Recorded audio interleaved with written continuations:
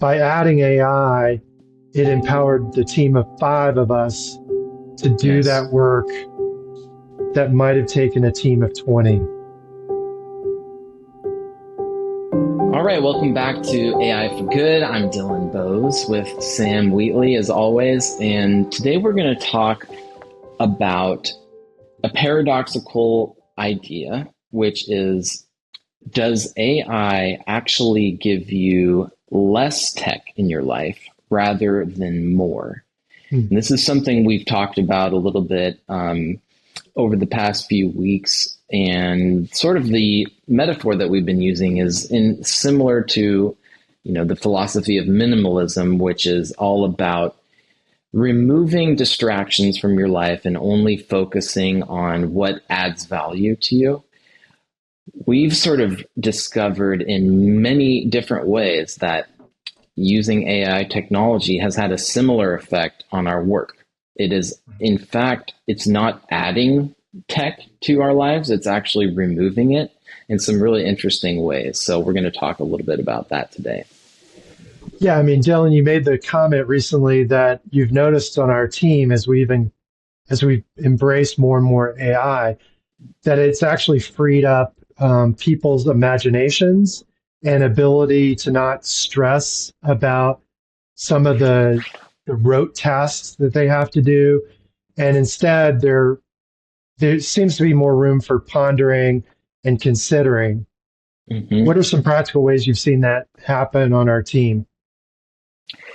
Yeah, so there are tasks that used to take multiple days to complete. I'm thinking about producing a marketing report with different numbers and data from I knew as soon as I said marketing report you were going to shiver a little bit, but this has been a headache for all of us. But so something like that, whereas you can use the data analysis GPT from OpenAI and just say, what do you see in these numbers? Just download the data and say, what do you see here? And it will give you powerful insights instantaneously. And so now the question is not putting together this marketing report. I already have the numbers now. I have the numbers that I need to assess what we're doing. And instead of spending the time, putting screenshots together and making charts, now I can just say, what does this mean? And why am I seeing this trend?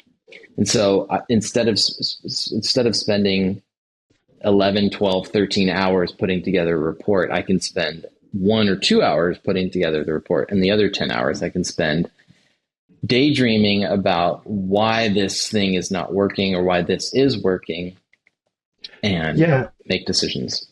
And not stressing that you don't know how to do a regression analysis. Correct.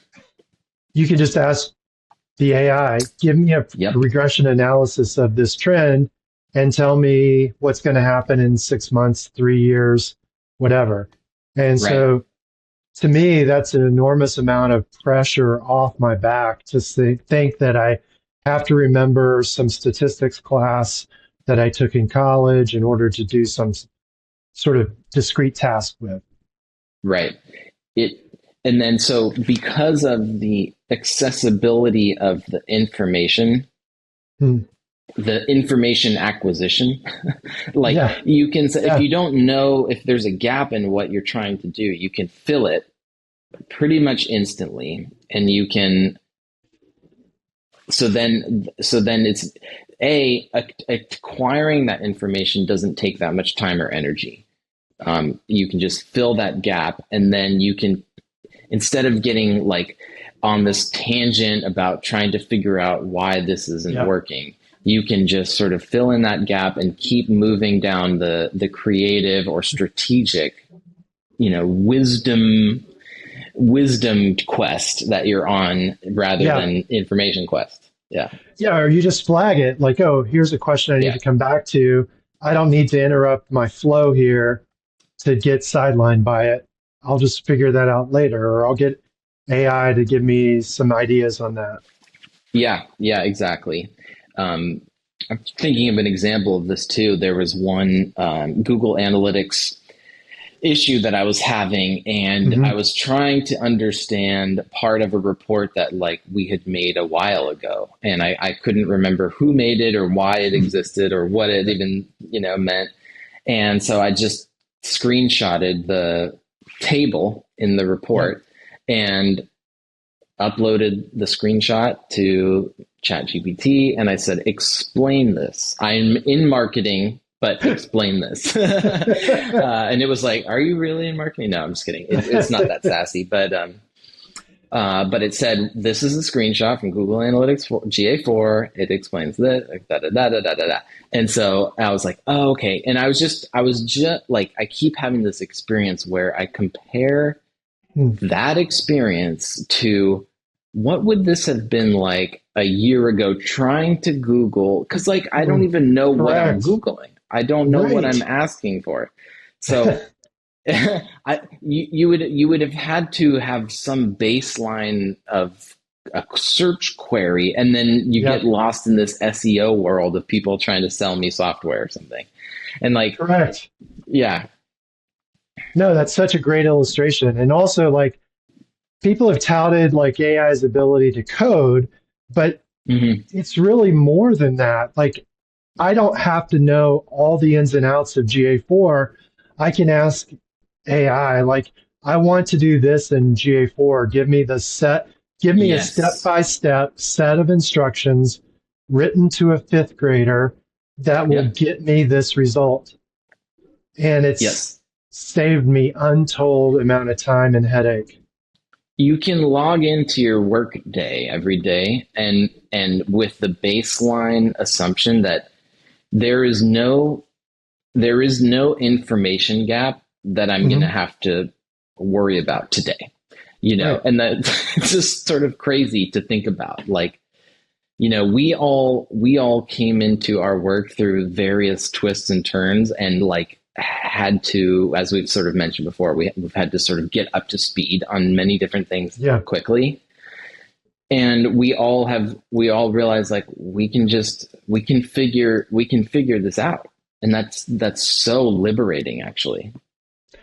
Exactly. And you mentioned a word earlier that I think this is getting to is that it does empower wisdom. Like Mm-hmm. the thing artificial intelligence, at least for the foreseeable future, can't do is give wisdom. And so Mm-hmm. that's the essentially human part of this process.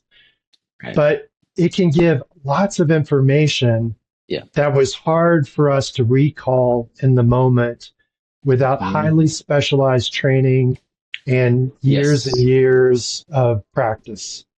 Because you don't know what you don't know, but the AI kind of knows what you don't know.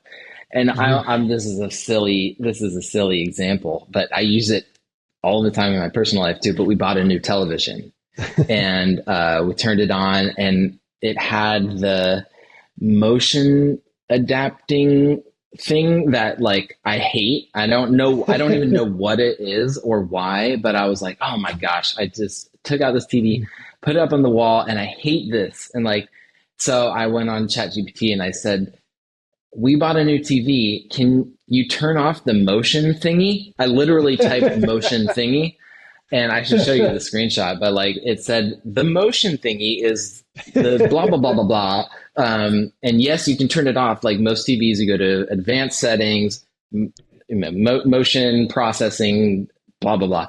And so, so I turned it off and I was like, thank God. But so it even kind of understands like what you're asking.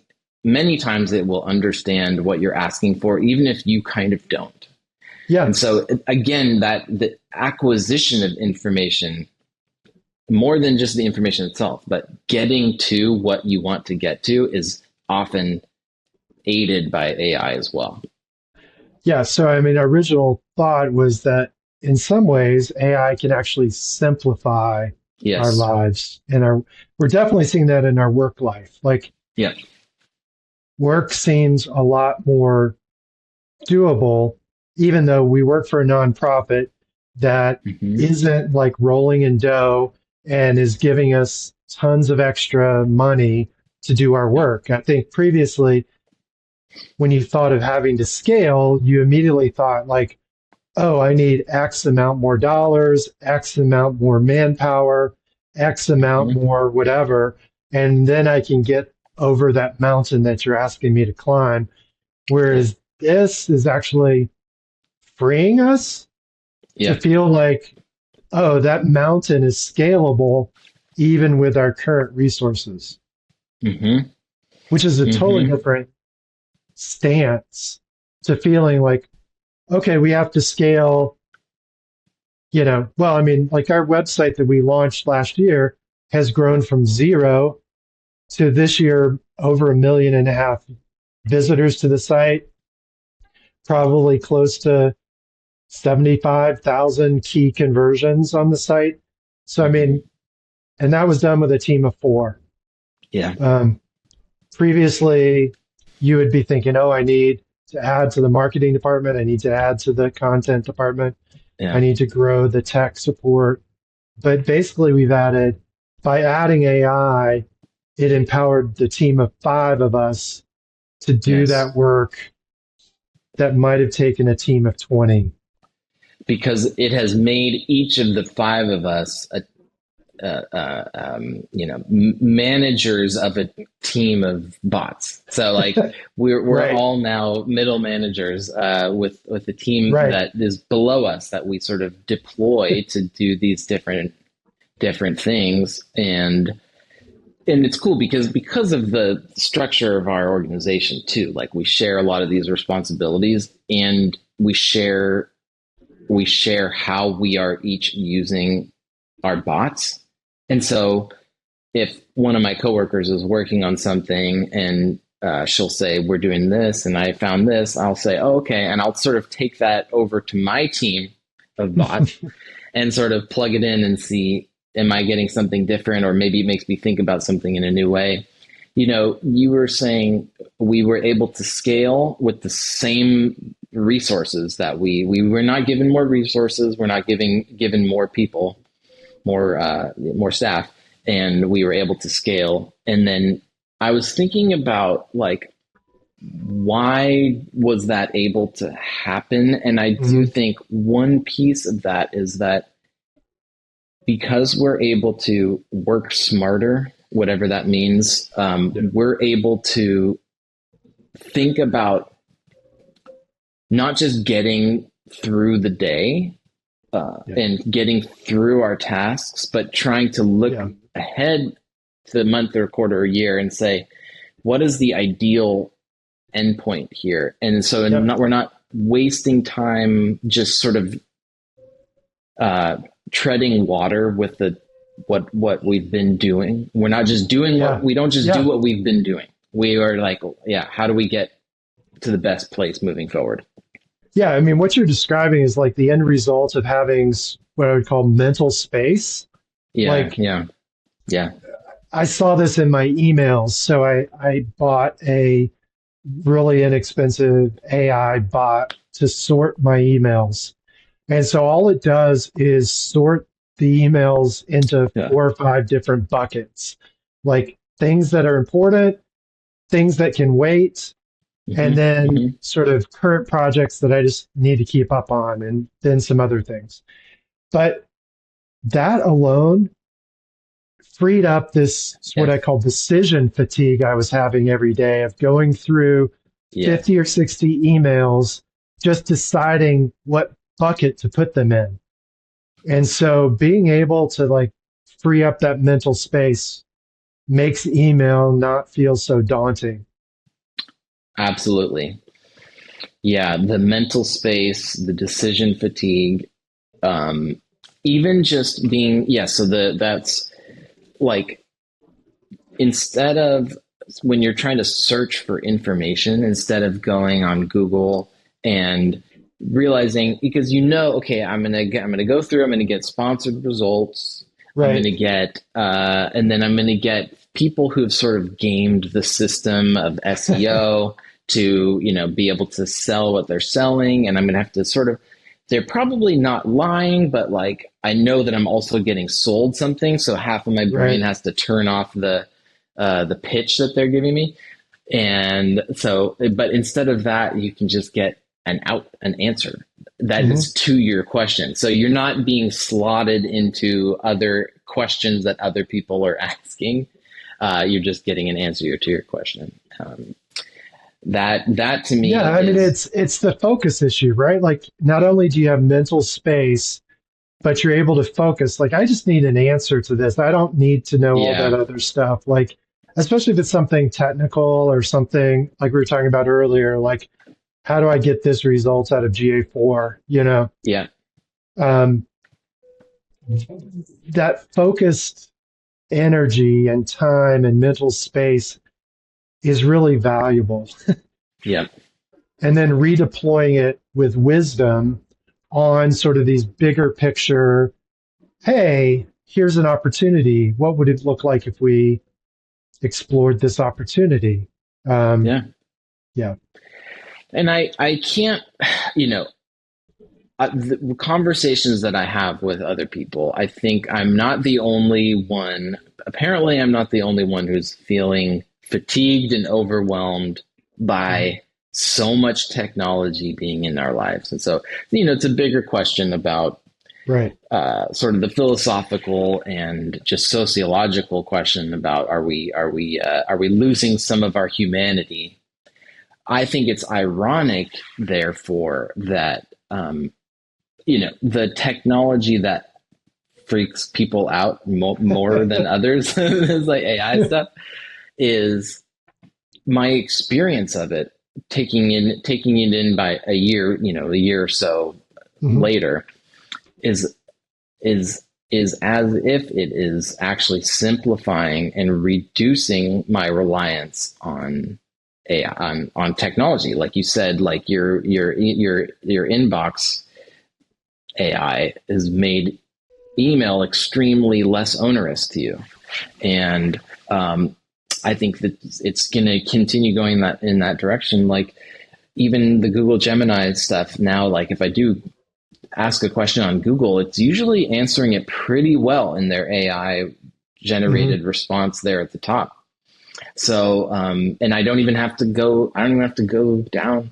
It's like that's another topic for another podcast. Is like, what does that do Right. to SEO? Like how is SEO changed? Yeah, but it is interesting. Like I've heard people talk about instead of going out and buying new clothes every month or whatever, like just buy one just buy one t-shirt that's going to last you the rest of your life. You're going to spend a little bit more money on it, but it's high quality and you just can depend on it.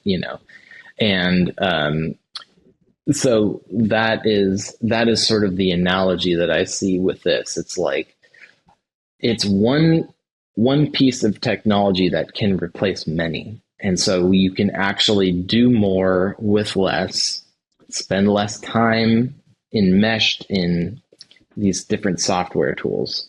Hmm. Um, Yeah, that's a yeah, great analogy, Dylan. More like fast fashion or kitchen gadgets instead of just investing in a very nice knife that's yeah, and learning how to use that knife.